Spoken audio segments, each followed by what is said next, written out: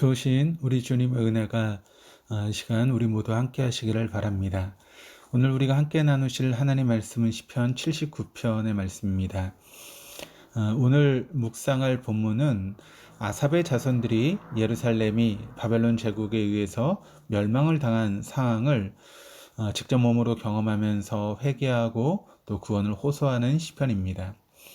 그러니까 이 처참한 결과가 자신들의 죄악으로 인해서 이루어졌다는 것을 고백하고 또 그런 상황 속에서도 긍휼을 베풀어 달라고 하며 이스라엘 민족과 백성이 구원을 얻어 다시 옛날의 영광과 번영을 회복시켜 달라고 하는 그런 내용입니다. 1절부터 4절에는 예루살렘의 멸망 과정이 상세하게 묘사하고 있습니다. 그러니까 바벨론 제국이 예루살렘을 쳐들어와서 가장 먼저 한 일은 바로 성전을 더럽히고 그 안에 있는 성구들을 모두 꺼내 자기 나라로 약탈해 갔습니다. 예루살렘이 돌무더기가 되었다는 말은 건물들이 대부분 무너지고 파괴되어 길거리에 폐허처럼 쌓였다라고 하는 것입니다. 그리고 사람들, 특히 주님의 일을 맡은 제사장들, 영적인 지도자들, 성도들을 극심한 박해와 죽음으로 몰아넣었습니다. 예루살렘이 멸망할 때 성직자들의 장례도 제대로 치르지 못할 만큼 비참하였습니다. 그래서 이 본문이 더 가슴에 와닿습니다.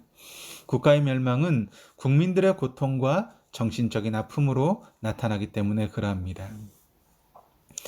우리도 역사를 통해서 6.25 전쟁이라든가 혹은 일제의 그런 침탈이라든가 그런 여러 가지 어려움을 겪으면서 어려움을 당했기 때문에 이런 마음을 우리는 충분히 이해할 수 있을 것입니다. 4절입니다.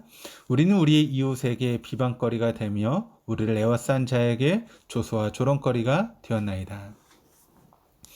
사실 망하는 것 자체는 견딜 수 있습니다. 그러나 가까운 사람들, 이웃과 친척, 잘 아는 사람들로부터 비방거리가 되고 조롱을 받는 것은 정말 견디기 힘이 듭니다.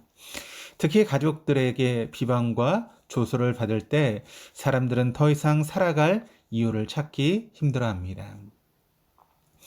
여러분, 어려울 때일수록 가까이 있는 분들을 비방하지 말고 오히려 품어주십시오.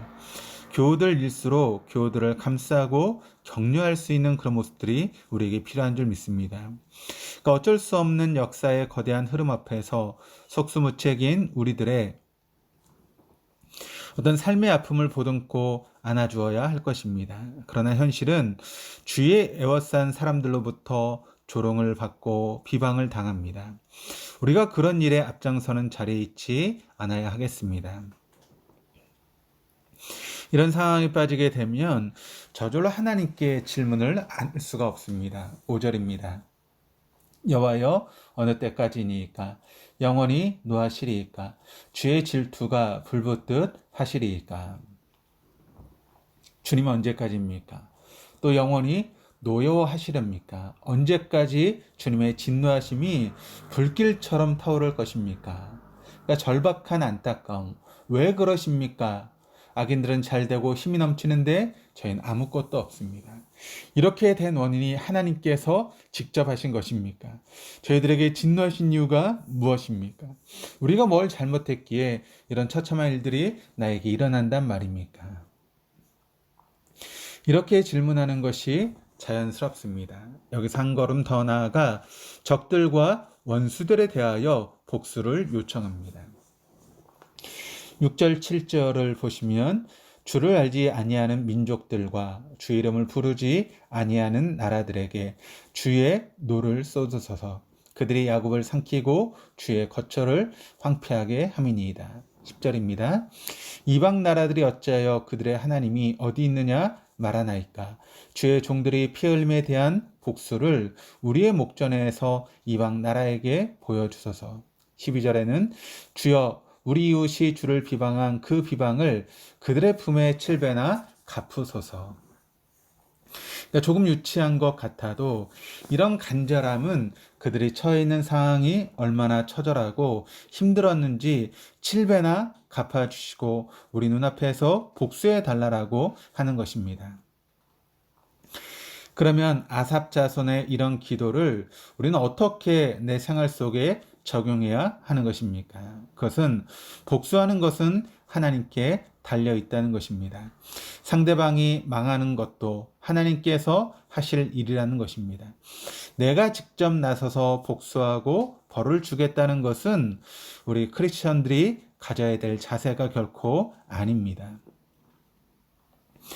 그러나 나 자신은 이런 어려움 속에 무엇을 해야 합니다. 먼저 상대방을 저주하기 앞서 나 자신을 먼저 돌아보아야 하고 조상의 역사를 공부하고 그 가운데 교훈을 발견해야 하는 것입니다. 자, 아삽 저서는 과거 역사에서 이런 사실을 발견하였습니다. 8절 말씀을 보시면 우리 조상들의 죄악을 기억하지 마시고 주의 긍휼로 우리를 속히 영접하소서. 우리가 매우 가련하게 되었나이다. 먼저 이런 안타까운 일이 일어난 원인을 조상들의 죄악에서 비롯되었다라고 하는 것을 인정하였습니다. 하나님께서 우리의 과거 죄악들을 낱낱이 기억하시고 밝히신다면 우리 아마 살아남을 사람이 없을 것입니다. 아니, 스스로 죄책감에 빠져 하나님 앞에 나아가기조차도 어려울 것입니다. 우리도 많은 죄악들을 잊어버리고 살아가고 있는 것 아니겠습니까? 그래서 과감하게 하나님께 우리 조상의 죄악을 기억하지 마소서. 나의 죄악도 역시 기억하지 말아달라고 지금 시인은 애원합니다. 조상의 죄악과 자신의 잘못을 인정한 시인은 이제 하나님의 긍휼을 간구합니다. 불쌍히 여기소서. 아버지, 우리는 주님의 긍휼이 없으면 한시도 살 수 없는 사람들입니다. 용서하여 주옵소서. 그렇게 기도하고 있는 것입니다. 그리고 우리를 속히 영접해 주십시오. 우리를 받아주시고 우리가 가련하게 되었습니다. 이것이 절대자 하나님 앞에 유한한 인간이 들어야 될 바른 자세이며 현실적인 고백이 아니겠습니까? 전능하신 하나님, 거룩하신 하나님 앞에 초라한 인간, 무능한 인생, 더러운 죄악에 물든 자신을 바라볼 때 우리는 정직하게 무릎을 꿇지 않을 수 없습니다. 그래서 11절은 이런 우리를 갇힌 자의 탄식이라고 하였고 죽이기로 정해진 자라고 표현하였습니다. 탄식할 수밖에 없는 존재, 죽을 수밖에 없는 피조물이지만 우리의 탄식이 하나님 앞에 전달되게 하시고 죽어 마땅하나 하나님의 능력으로 보존해 주시기를 기도하는 것입니다. 이것이 바로 시편 79편이 우리에게 주시는 커다란 위로의 내용이며 교훈인 줄 믿습니다. 그런데 우리가 한 가지 더 깊이 기대할 것은 부족한 나를 긍휼히 여기실 뿐만 아니라 주의 영광스러운 이름, 주의 이름이 증거되기 위하여라고 하는 더 중요하고 커다란 이유를 발견할 수 있게 되는데 9절을 한번 보시면 구원의 하나님이여 주의 이름이 영광스러운 행사를 위하여 우리를 도우시며 주의 이름을 증거하기 위하여 우리를 건지시며 우리 죄를 사하소서. 그러니까 어떤 우리들의 욕심에 찬 이기적인 목적을 위해서가 아니라 하나님의 영광을 위하여 부족한 우리를 도와주옵소서. 그런 우리를 도우시며 건지시며 죄악을 사해달라고 하는 것입니다. 참으로 위로가 되는 말씀이 아닐 수 없습니다. 그러기에 우리가 대충 살아도 문제없는 것입니까? 오히려 더 진지하게 근신하며 주님의 구원을 사모해야 하겠습니다. 오늘 이 새벽 그렇게 주님의 구원을 사모하며 주님 앞에 나아갈 수 있는 저 여러분의 모습이 될 수 있기를 주님의 이름으로 축원합니다. 기도하시겠습니다. 하나님 아버지, 아삽 자손들이 예루살렘의 멸망을 경험하면서 처참한 가운데도 희망을 놓지 않고 하나님께 간절히 기도드렸던 것처럼 저희들도 이 시간 하나님 앞에 나왔습니다. 우리에게도 희망을 버리지 않게 하시고 우리를 긍휼히 여기시며 주의 이름과 주의 영광을 위하여 다시 일으켜 세우시고 우리에게 구원을 베풀어 주옵소서. 그래서 주의 백성으로 주의 목장의 양으로 하나님의 보호하심 속에 살게 하시고 또 주님의 영광의 도구가 되게 하여 주옵소서. 감사드리며 예수 그리스도의 이름으로 기도드립니다. 아멘.